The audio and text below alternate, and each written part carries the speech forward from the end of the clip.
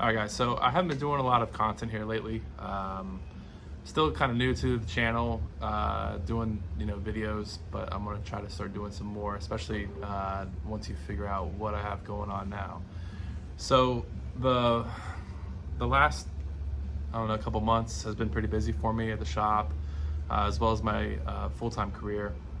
So my personal stuff has been lacking a little bit. The last couple times that I went out to the track, the transmission was on crutches. It is a stock 8HP 70. The whole purpose of doing the truck the way I have been is to kind of give people an idea what the limit may be for stock components. You know, if you have a goal in mind, if you want to be in the 13s, if you want to get into the 12s, 11s, what it might kind of take to get there, and what stock components you can still use, and where they may end up start to failing repeatedly. So it seems like for me at least, the truck's race weight's about 5,000 pounds with me in it. I guess it depends on how much I eat, right? So the problem is I have put 2 transmissions in the truck since, and I do believe that I'm getting probably 20 to 25 passes out of them at the 5,000 pound race weight on around 13 pounds boost. When the truck was NA and it was running 1250s, it really had no issue. I mean, it was pretty solid. I mean, I think even then it had 128,000 miles on there, somewhere around there, and it was taking every bit of it. I hadn't serviced it up until the 120,000 mile mark. I think these things are actually pretty impressive, but just with anything, doesn't matter if it's a 4L65, 4L80, 8-speed, 10R80, 6R80, whatever.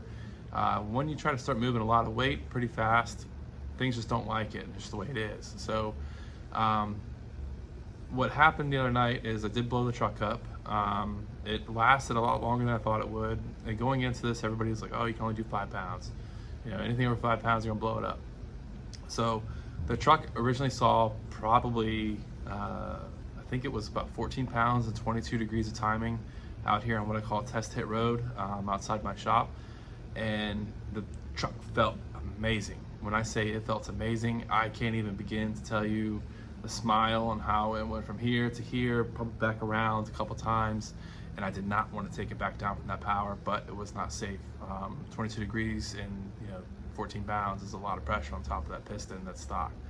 So ended up dialing it back. We started at 5 pounds, then we crept up to 8, and then it was 10, and I just said fuck, put it at 13 and a half, 14, whatever I could get out of it, and just rolled on with it. It's on a T6 80mm turbo. It took every bit of it, and I probably put almost 60 track passes on it, on the stock bottom end, after all the abuse prior. So the other night I had a friend come in to pick up some parts that I powder coated for him, and he's got a pretty fast 3-valve Mustang, and he's got a Ram as well, so I was trying to get him to maybe modify his. I said, hey man, you wanna go for a ride? So I took him down to the end of the street. I turned around, roll and start about 10 miles an hour. I hit the button, and as soon as I let go of that button, from the 2-step, pop, pop, pop, pop, pop. It was, Apollo 13 went that way, Apollo 11 went that way, a big fireball underneath the truck. I mean, it was a fireball to the left, fireball to the right, and then it looked like I had orange underglow on the truck. I was able to coast it probably a good 1/8 mile back to my shop and pop the hood, and I've got some security cam footage I'll try to clip in here.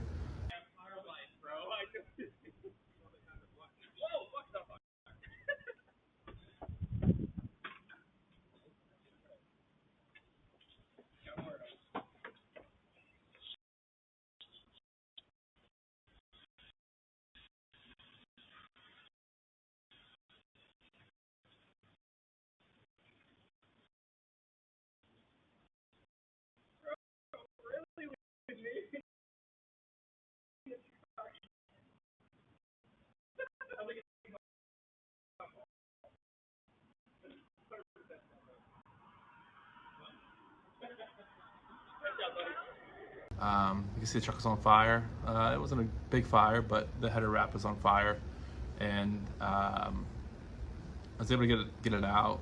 nothing really got damaged. Some wiring got charred, and the header wrap around where the coolant lines were, that got smoked, but no big deal. So I ended up putting a hole, 2 holes, big holes in the block. The pan, obviously, I found rods, piston pieces down the street. So it was a fun night. I have no ill feelings about it.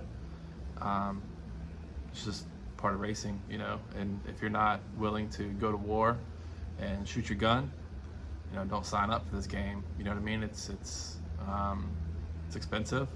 I've had a 6.4 BGE block that I've had on the stand for, honestly, probably the last 5 months.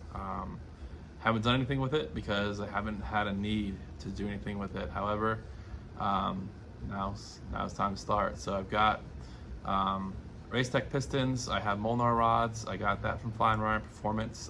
He offers drop-in rod set, rods and pistons drop-in set, so you don't have to balance the rotating assembly. I'm gonna put that together. I'm probably gonna gap the rings around 28 thousandths, maybe 28 on the top and 30 thousandths on the bottom.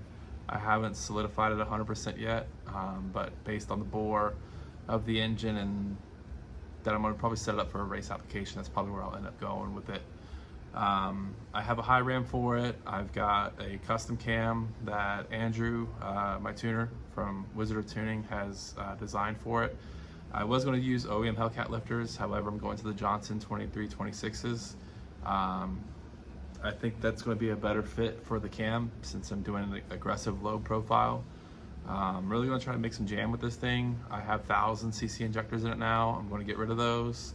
The 1000cc injectors, I'll probably step up to 1650s, maybe 2150s. I don't know yet. I'm going to build a fuel cell setup for it, get some weight over the rear axle, start shifting some weight to the rear of the truck.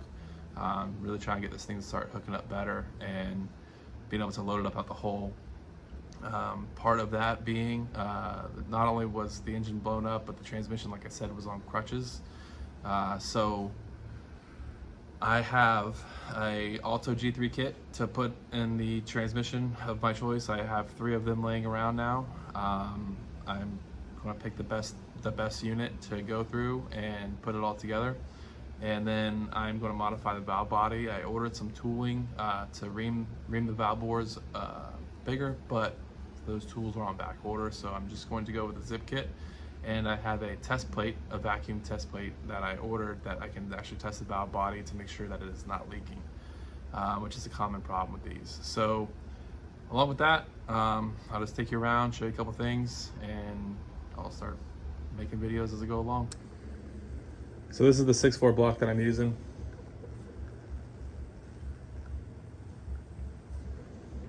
There's the Racetechs. This is one of the shop trucks, not my shop truck, but trucks that's here in my shop that I'm putting together. Maybe I'm gonna do a series, or maybe not so much a series, but you know, a spread on this one. This one here, it's Coyote, doing some fabrication to it. And like I said, you wanna get it running better. It's one of the spare transmissions that I have. That one's actually a good one.